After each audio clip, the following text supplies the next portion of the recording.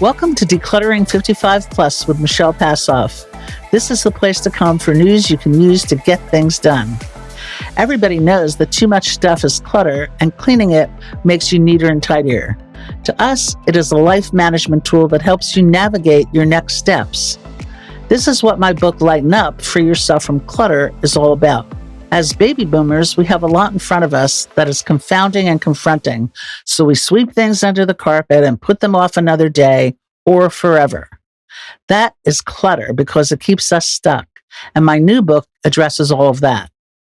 So we're going to bring experts, authors, and authorities here to talk with us about health, relationships, technology, finance, housing.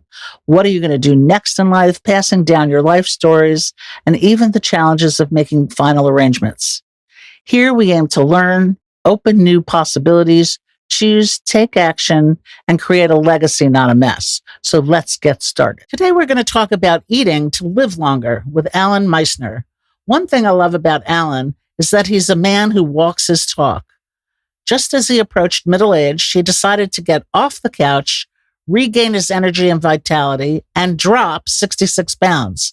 In the process, he transitioned from his high-stress corporate auditor job and became an online personal trainer and coach.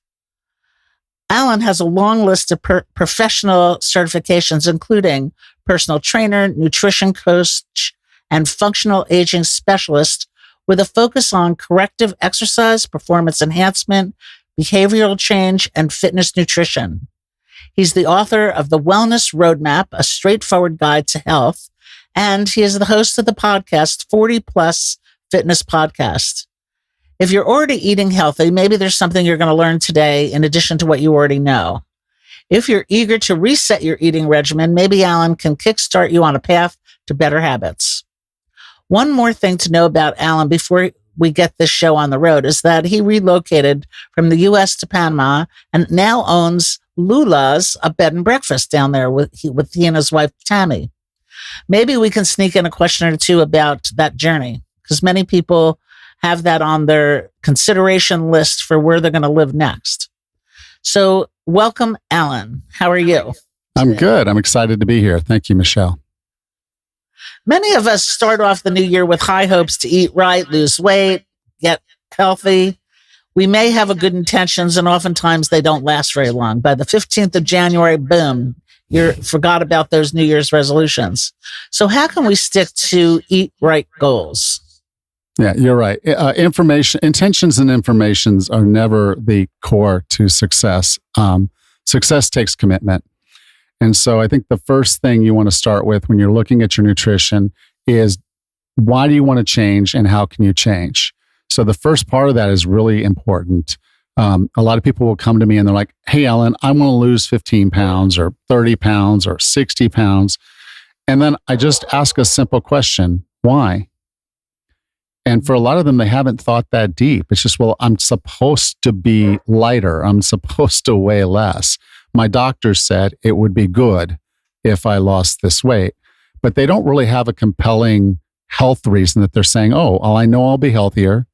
I know I feel better. I know my joints won't hurt as much. I know it'll be easier for me to do the things that I do in my life.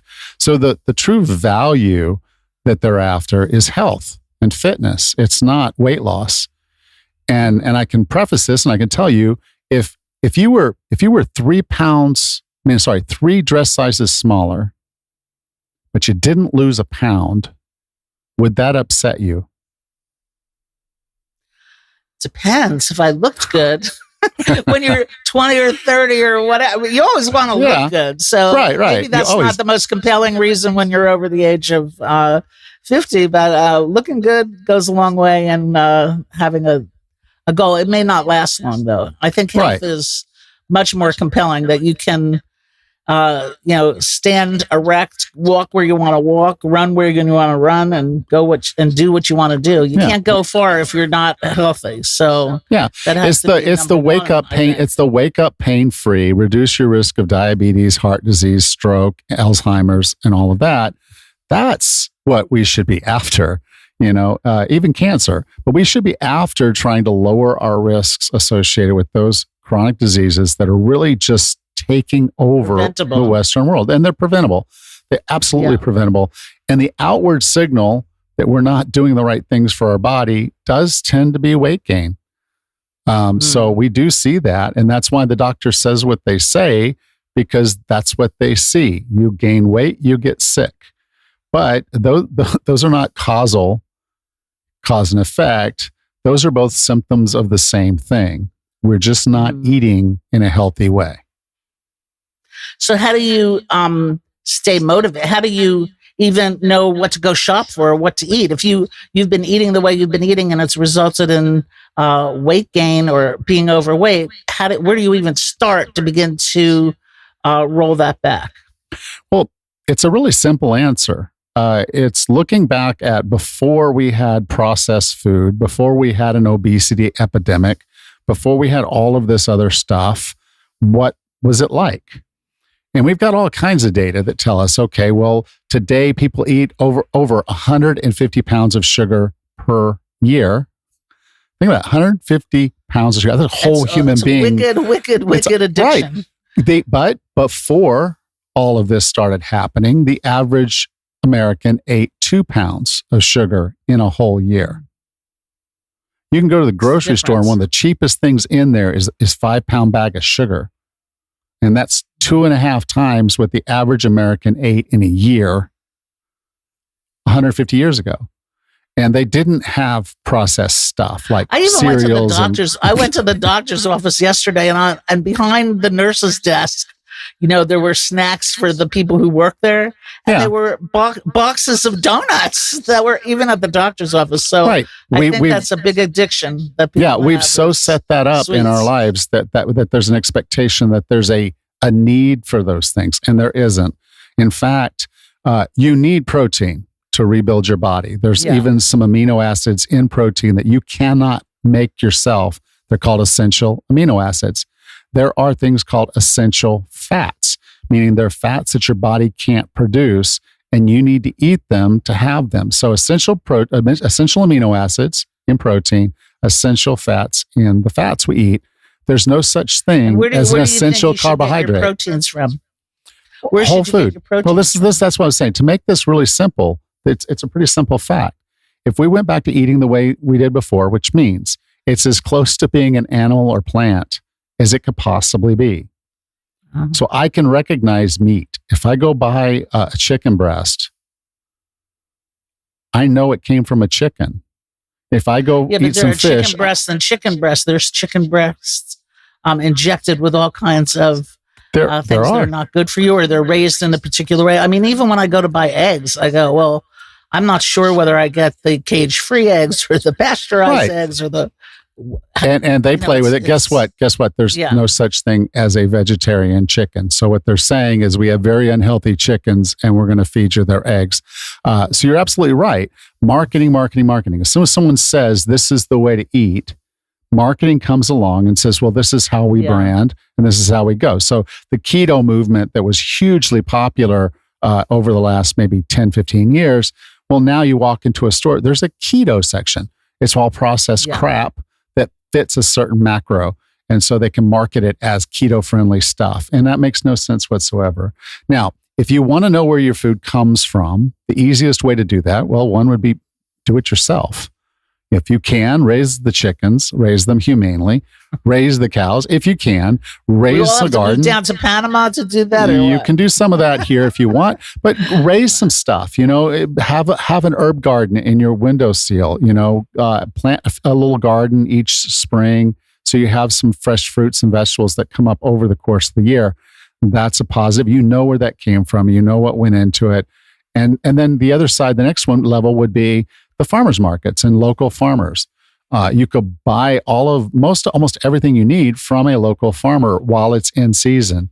So the farmers markets that typically will open and run from the spring until the fall, they're going to have fresh produce, fresh animals that they've raised themselves. And they're raising this for themselves. They're not just saying, okay, this is what I'm making and selling to someone else. Whereas the CEO of Kellogg's is probably not eating Kellogg's cereal for breakfast every day. So here is someone who's doing this for themselves. This is what their family's eating. And I can tell you, if you ever strike up a conversation with a farmer at a farmer's market and ask them about how they raise their chickens, ask them about how they raise their cows, they will love to have that conversation with you. And they will even probably invite you out to their farm so you can see the processes and know that these are healthy animals that are raised the way they're supposed to, and they go through a process. So it's not an industrial pump them full of this or that. These folks aren't doing that to theirs. They're raising them in a humane, great way that's providing good, healthy food.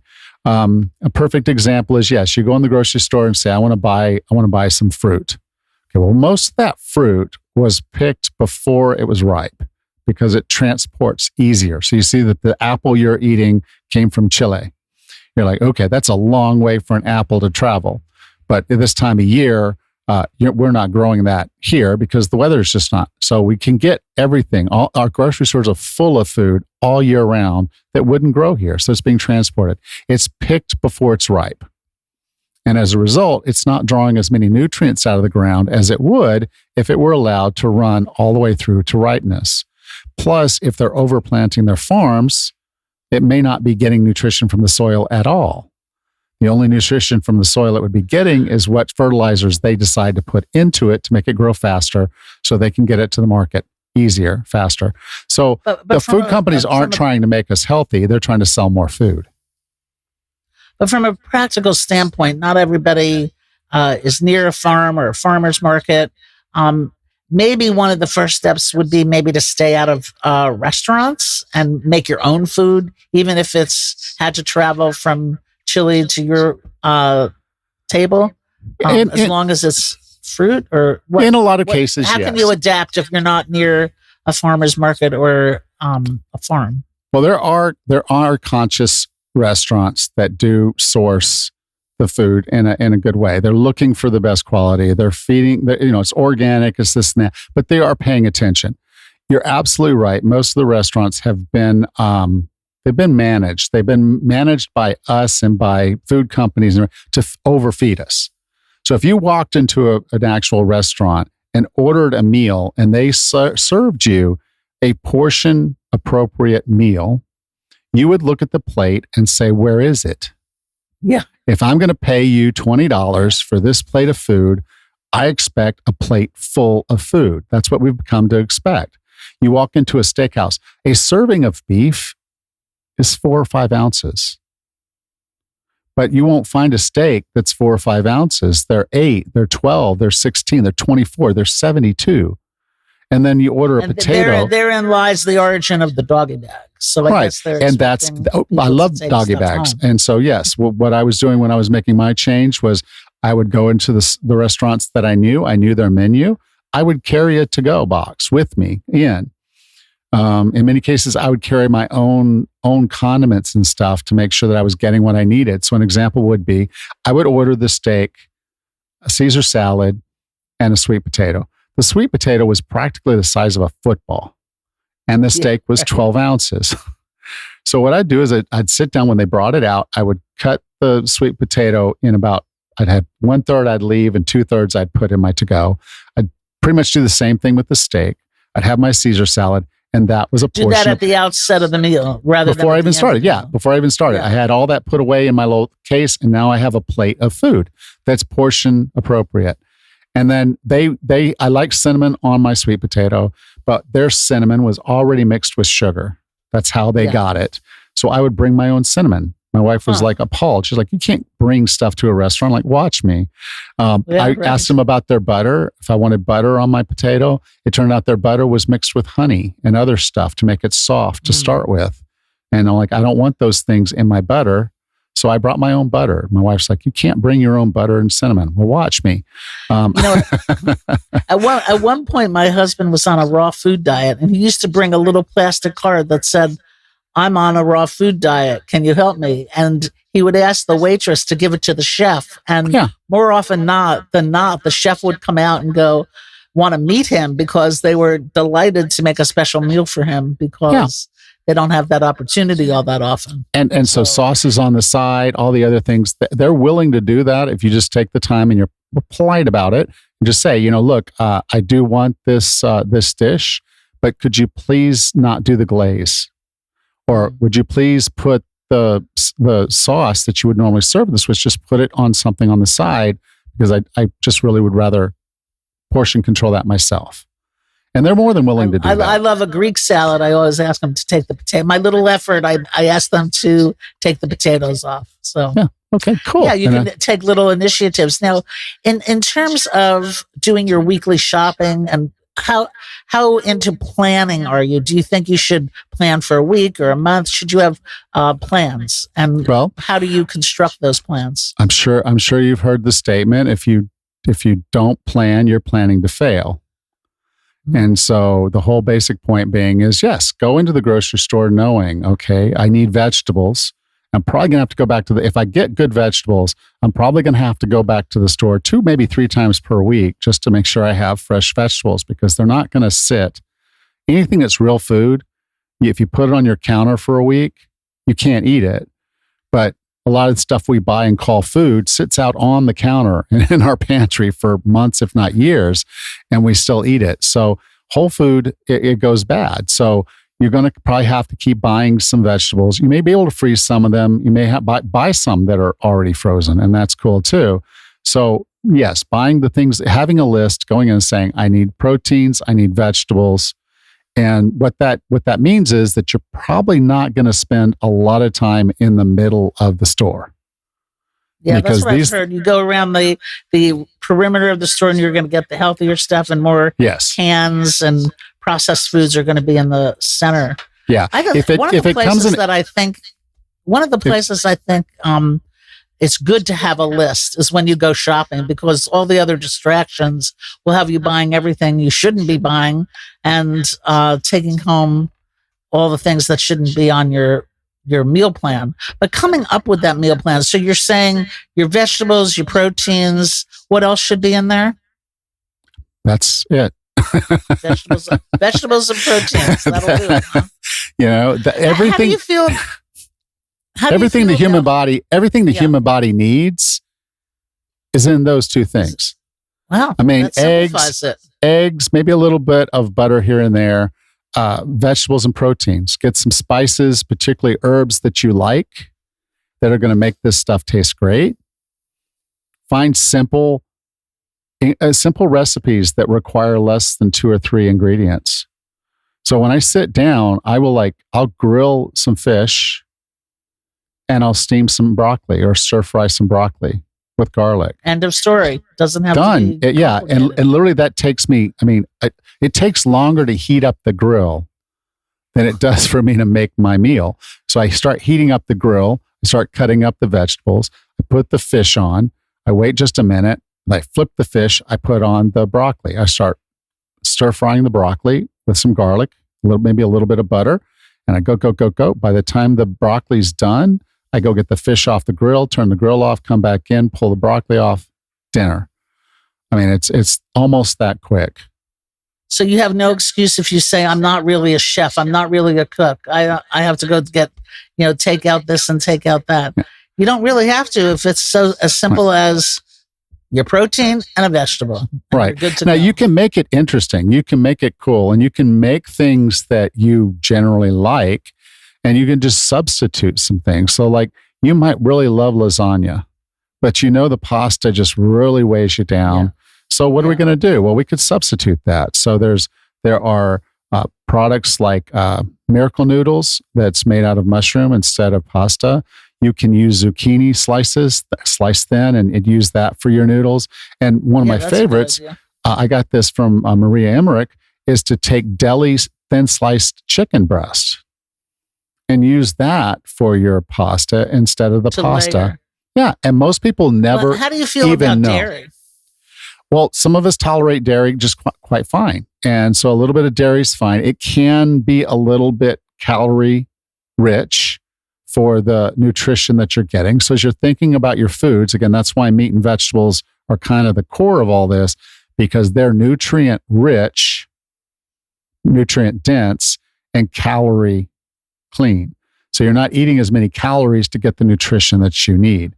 Because if you sat down and just tried to eat a plate full of raw vegetables, it's hard. If your husband was raw, eating a whole plate of vegetables was a chore, and he was full, and he was giving his body all kinds of great nutrients doing that.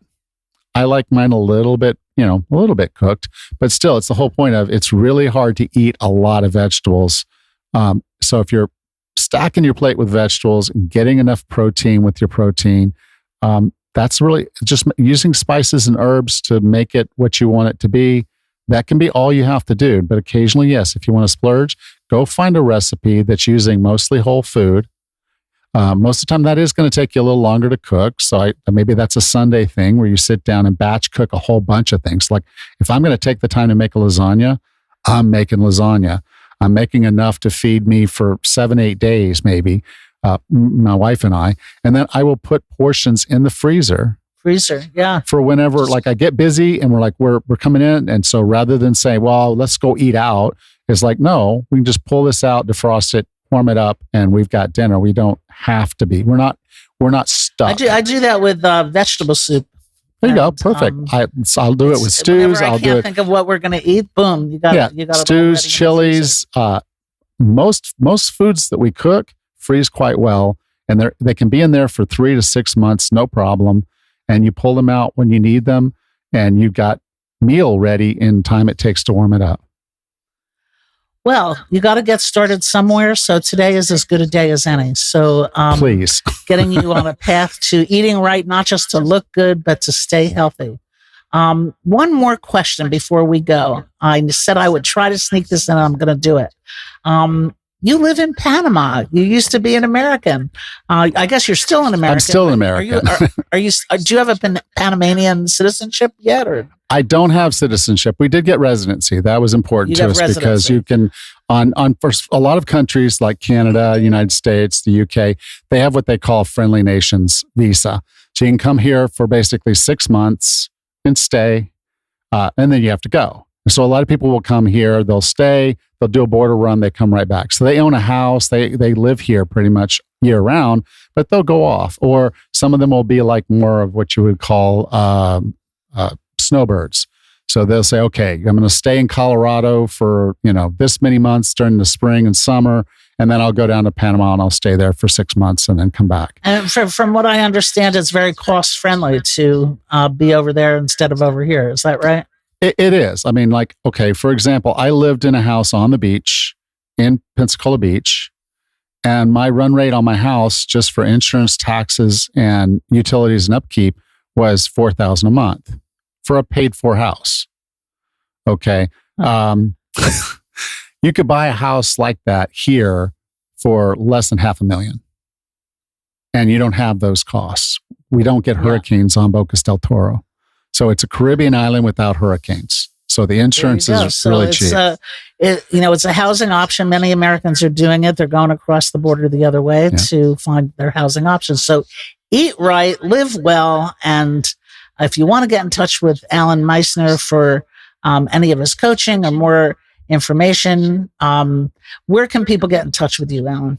Okay. Well, I'm going to put all the links there to my podcast, my book, and everything else on a page specifically for you. So you can go to 40plusfitness.com. That's 40plusfitness.com/decluttered2, the digit 2, no spaces, decluttered2, 40plusfitnesspodcast.com/decluttered2. Okay, well, that's great. And, this is such a big topic. You can't possibly cover it in 20 minutes. So tune in to, you're still doing your podcast. You could do Absolutely. The 40 Plus Fitness podcast and just keep educating yourself and moving in the direction of eating well, exercising well, and staying healthy. And remember, action is the only thing that makes a difference. So let's get eating right. Thank you, Allan. Thank you for being here. Thank you, Michelle. This has been great. Well, that's all we have time for today. So let's wrap things up with a request that you go to our website, www.decluttering55plus.com, and click on the Let's Connect button. Share your thoughts, insights, and tell us the lessons you've learned. If you're facing challenges or celebrating triumphs on your decluttering journey, we want to hear from you. Connect with us on social media. Like us on Facebook, follow us on Instagram, and subscribe to us on YouTube. Let us know you're part of our community by rating and reviewing us from wherever you're listening from today. And don't forget, invite your friends and family, young and old, to tune in too. Let's include them in the conversation. The more, the merrier. Thanks for being with us today. And until next time, this is Decluttering 55 Plus with Michelle Passoff, wishing you a clutter-free day.